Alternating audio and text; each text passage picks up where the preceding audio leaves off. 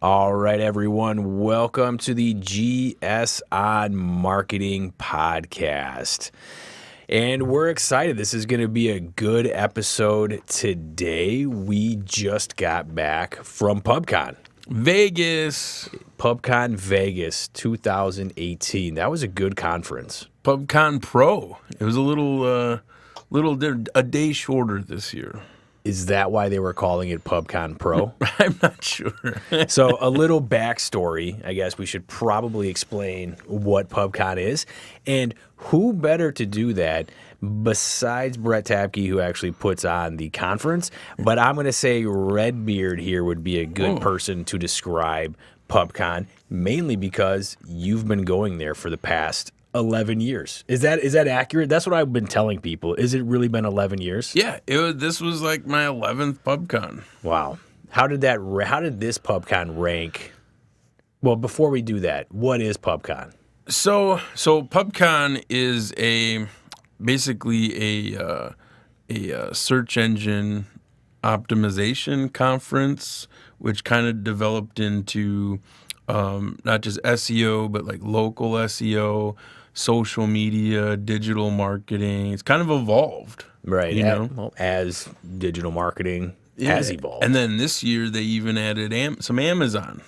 Was this the first year that they had Amazon, or just the first year that you noticed? I feel like this was the first year that like I noticed Amazon specifically, but there was more vendors there this year that were kind of Amazon. Oh, Amazon focused software, too. Right? Yeah, so like I think maybe it was mentioned last year a little bit here and there, but I don't believe there were any talks on it. I'd have to go back and check. Well, that's what's exciting then too about digital marketing, like you mentioned. Pubcon used to just be search engine optimization, and now they're adding in, search engine marketing, more the pay-per-click side, social media advertising, all the different aspects of digital marketing. And now they're really starting to pay a lot more attention to Amazon, which anybody that does digital marketing, especially if you're a marketer that is working on selling a product, little different with B2B services, of course.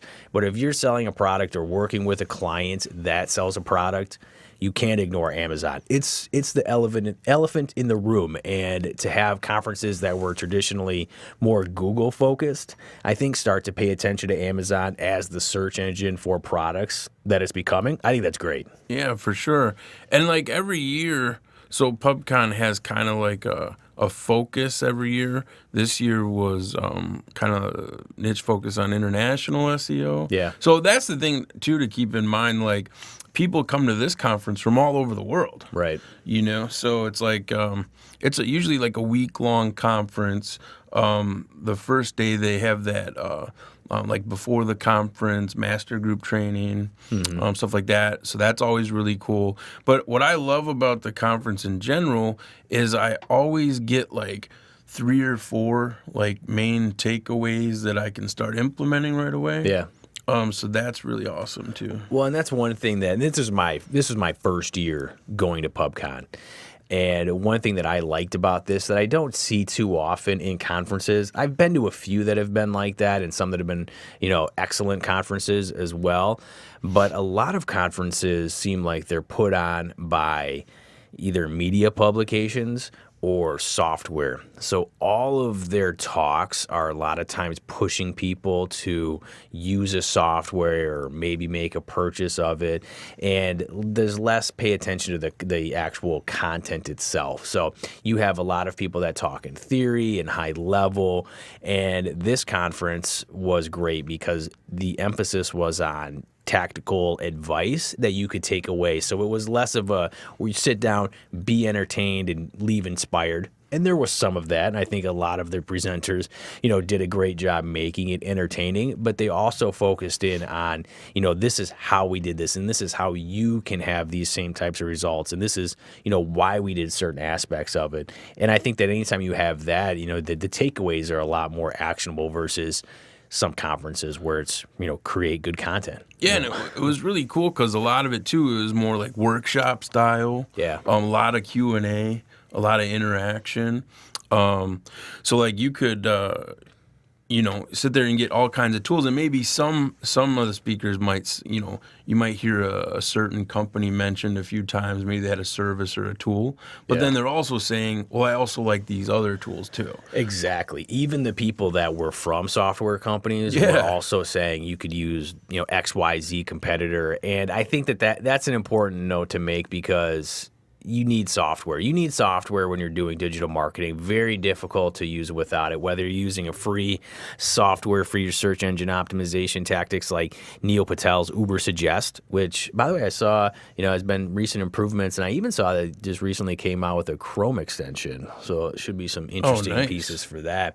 Or you're more on the SEM Rush, Majestic, and, all of those types of software as well that you're going to pay, sometimes a pretty high amount depending on how often you're using it. But having those different opinions on there of how they're using the software and also some alternatives too is always going to be helpful. Yeah, and they do it. I think they do a really great job of telling you about the paid and free tools and the benefits to both. Yeah, right. It's like a lot of the speakers, they're like, we don't just use one tool.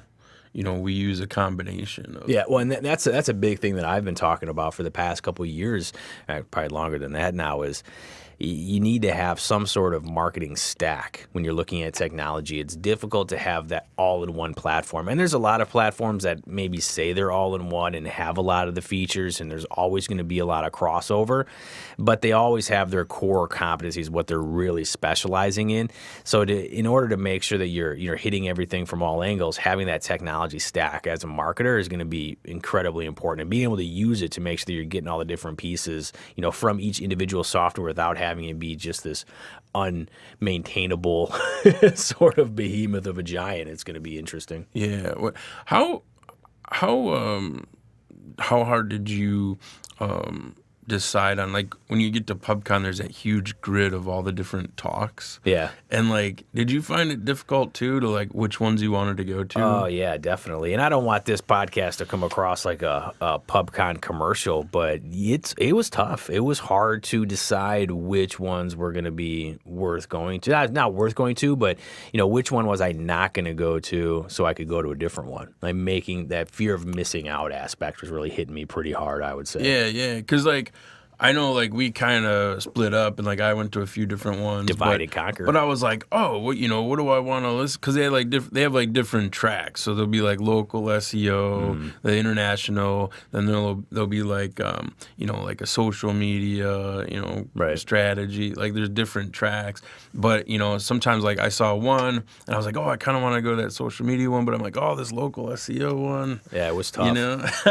It was tough deciding. But it was cool that, like, they were really quick. I thought this year about getting all the PowerPoints to everybody. Yeah. So, yeah. Yeah, we already have them. So that's pretty awesome. So you mentioned that you always come away with about 3 to 4 takeaways. What were your 3 to 4 takeaways for this PubCon? I do. So, yeah. So I got a lot of really cool ideas about like local link building. A lot of really cool stuff that I want to try out with Google My Business. Yeah. Right? With those listings and stuff, and how that's kind of changing, how, like, Google Plus is going away and there's more focus on Google My Business, especially, like, really huge for local. So I got some really good tips there. I really enjoyed the Amazon talk. I really wanted to go to that. So I got a lot of just little new tips and techniques and stuff like that. Yeah, a big thing that I've noticed is attending these conferences, a lot of times you already know the information, or a lot of the information that's already going to be out there. And hearing it, though, from somebody explaining their way and their process, even though you understand that process because you've read somebody else that's doing something similar, or maybe you've just heard something that's similar in terms of how they're actually implementing it. But hearing it again is always going to be helpful. And then hearing that unique twist that everybody has on what they're doing is also incredibly helpful, because otherwise you get stuck in your way. Like, I mean, we do a lot with Amazon, right? There was nothing I heard there, at least in terms of correct information on Amazon, that was anything really that new, but there was different ways to look at it that I found really helpful with what people were finding was working, that we can then go and, take a look at our data and see what we have and see if that makes sense for us to, maybe make some, minor tweaks here like you mentioned before, but also just to drill home some of that information, like the local link building, like you mentioned. I mean, a lot of that hasn't changed in a number of years, but hearing it again and seeing the results people are getting, their unique twist on it, that's really helpful to me. Yeah, and it is nice to get that confirmation too that like you're doing things right. Exactly, yeah, because things know? change so fast, and that's a big fear of mine, is becoming outdated. And that's probably why I, always dedicate so much time on a regular basis to learning more and keeping up on industry trends, because you see what happens when marketers get outdated, when things change but they're not keeping up on it. I mean, we attended a talk one time, and this definitely wasn't Pubcon, but the person, it was just a local chamber event, but the person up there giving advice said to have blog posts that were 300 to 500 words. Yeah, That was their recommendation. There's no data that's going to support that. That's been released in the past few years, but you could see where that person like that could have that information, because that individual was doing online marketing for a while back in however many years ago. Those blog posts were working. You could rank with those shorter blog posts. You wouldn't be able to now on a new post. Yeah, you definitely, like, this industry changes so much, and that's what's so great about the conference, is that you get that confirmation of like stuff you've been doing, but then you also see what's going to be changing 5-6 months down the road, Right. So then you can kind of prepare for that and prepare your site for that. And like, we learned a lot about mobile, or I picked up on some really cool Facebook organic and paid strategies and stuff, like just to spin on, because those like networks and things like that, they're constantly changing, constantly updating, and you almost have to have, like, this industry's more of like fear of missing out. So you have Right. to keep up on the latest news and trends. Well, yeah. I mean, you mentioned Facebook advertising. Look at how many features that they've actually taken away in terms of targeting from the Facebook ads.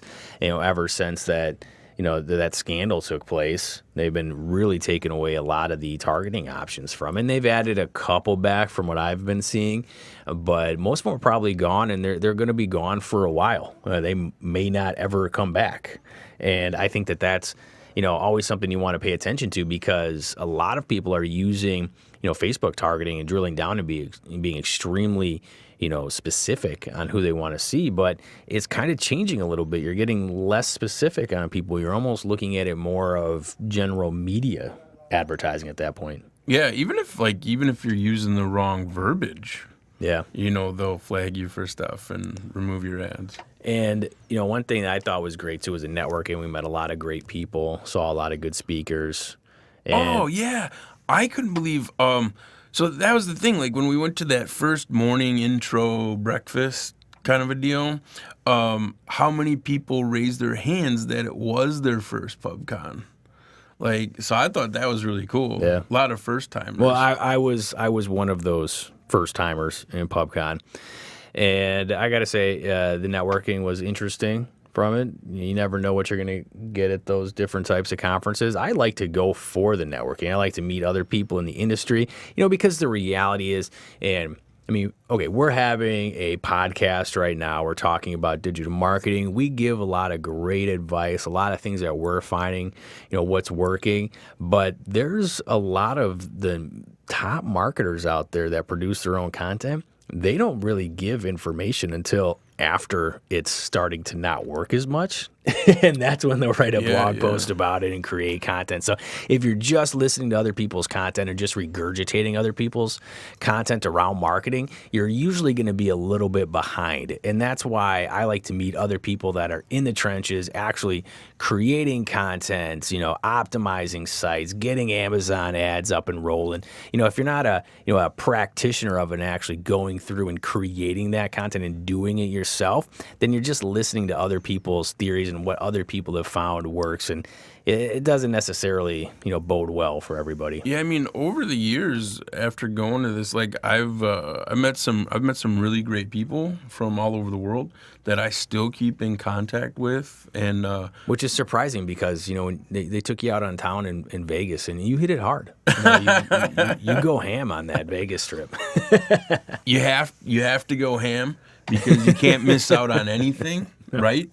You got to be, first one there at the breakfast, last one to leave, right? Yeah, that's true. And this time stayed at a different place, hotel that you and I haven't. I've been to that hotel. You've never even been. I was never there. Yeah. What did you think?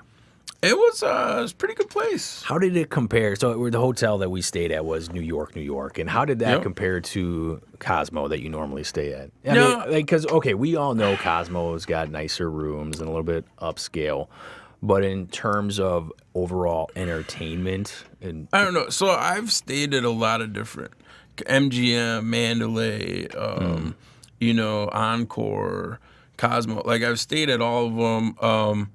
Which they're all pretty nice hotels, but usually I'm just like go to the conference like anymore. Like when I used to go to Vegas, I used to like take a lot of photos and like want to like do all kinds of stuff. But now I'm more of like, oh, go to the conference, just go back to my room kind of thing. So like it doesn't. I don't know. I don't really care. Like they're all really nice. I think just as long as they have like the stuff I need. Like right there when I get off the elevator, like a Starbucks, or like remember like I was running around looking for like a rock star. yeah, that was tough for you. Need that caffeine life. I gotta say the smartest thing that we did on that trip was when we first got there, we went to CVS and grabbed those big old things of water and just kept them in the room. Well, that was great. That's what I really. That's my favorite part about like if I stay at Cosmo.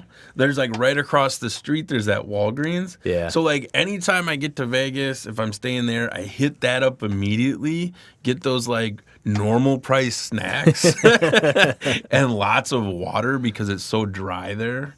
Like those get those essentials, and it's like 24 hours. So. It was fun that we went to the M&M World also. That's my go-to. We've got some great photos. There's a photo booth at M&M World, and we definitely hit that up. So if you guys want to see that, listen to the podcast, you'll be able to find that on our Facebook. Yeah, dude, like M&M World's my go-to. That's like pretty much every time I hit that up. I've never actually gone there before. It was interesting. I went to the one in Times Square. It's really similar for it. It's a little bit more wider, right? Less of a 4-story type thing, but probably about the same size, I would say, if you factor all that in. Yeah, I always hit up that. I hit up the Miracle Mile Mall right there across the street. Yeah. So I'm always hitting up that Las Vegas Fight Shop, and a couple other places. Wearing that hoodie. You're wearing the hoodie right now. Got that hoodie. Got that awesome hoodie. I needed this, dude. It was so cold on the way back when we landed. Oh, man. Yeah, it was cold. Freezing. So, yeah, I usually get like a hoodie when I'm out there. It was actually a little chilly when we were out there. Yeah, not bad. I mean, yeah, I guess. But, like, for me, I feel like that's normal. Everybody else is wearing, like, winter jackets and stuff, Yeah. But, no, some really good places there. I just have, like, kind of my go-tos. But, yeah, I met so many great people and, like, speakers and stuff. Like, if you follow them on Twitter, like, everybody's so helpful. Like, if you reach out afterwards, they'll message you up, if you have a question about anything. Yeah, they had some pretty heavy hitters, some people that I've followed for a while, whether reading their books or just their content that they're creating. I mean, Joe Pulizzi, Greg Gifford, Lee Odin. Gifford's awesome. Yeah, he had a great presentation. Anytime you can work in Samuel L. Jackson in your presentation, right? I mean, that's pretty good. Yeah, I never miss his presentations. I saw, Marty Weintraub was there, too, from Aim Clear. That was my first time seeing him speak. He was really entertaining. I had a lot of great information. Roger Dooley was one of, I actually read that, he has that book Brainfluence, which is all about neuroscience marketing. Yeah. That's probably one of the first Kindle books that I've purchased was his. So it was great to, see him there, listen to him present. All of that was, entertaining when you have those heavy hitters all in one place. It's that overload of information. So it's always fun. Yeah, they always have like really great keynotes and stuff there, and it's always great to when you go to that conference, like to hear from Google, hear from like the industry leaders, just really great stuff. And I feel like even like the vendors area, there's a lot of great combos that happen there. Well, it's only because you're always trying to harass them out of T-shirts and socks and stickers. Yeah, you got to get the swag. I'm all about that swag life, So I would say big takeaways for me are probably going to be the same type of takeaways that you have from any good conference. But I would say it's going to be looking at search engine optimization, and you'll see this on all the blog posts and everything else that you're following. But you've got to have your mobile ducks in a row, right? Mobile first index, it's already here. You need to focus in on AMP, right? Yeah, a lot of AMP stuff. AMP is going to be big. And what I liked about the AMP that they were showing is that so many people, and a lot of plugins from WordPress will do this, is that they'll strip away everything, and that's how they make it AMP. It's just here's an basically a e-reader version of the website, and they're going to call it AMP. But you can have some design. You can have an AMP page that looks good. And they're even recommending, if you can get away with it, have the desktop version be AMP too. So that's going to be interesting to see how that all unfolds. Of course, you're going to want to make sure with the advertising that you're running, that you're using different social media advertising and different Google ads, that when you're running those, that they're working together, right? So as Facebook starts to strip away some of your targeting options, maybe use LinkedIn to get some of those back. LinkedIn is more expensive, but you can set it up in a way that your Facebook ads are using the LinkedIn data just by using dedicated landing pages and a couple other tactics that I thought were really interesting. But, influencer marketing, I thought Lee Odin had some great points on his presentation that he gave for that.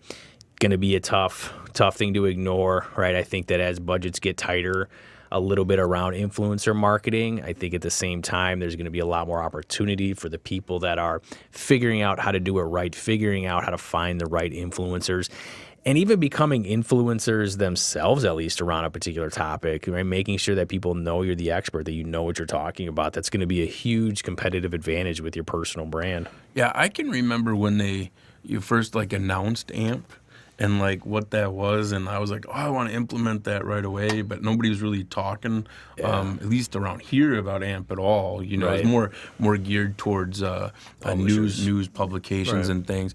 But I've always been kind of fascinated by that, and it was really cool this year to see how that's evolving. Well, what I liked is that people are saying they have the numbers to support. People are looking for the little lightning bolt. They're going out of their way to click on that, because I've been doing that. As soon as I found out what AMP was, I'm looking for the lightning bolt, especially when I'm looking through information on there, because I don't want to wait for the load. Anytime you can cut that down, anytime you can save people time on anything, it's going to be a big return for you. Similar to AMP, I mean, I was for one of the first ones around here really to implement right away that Facebook Instant Articles.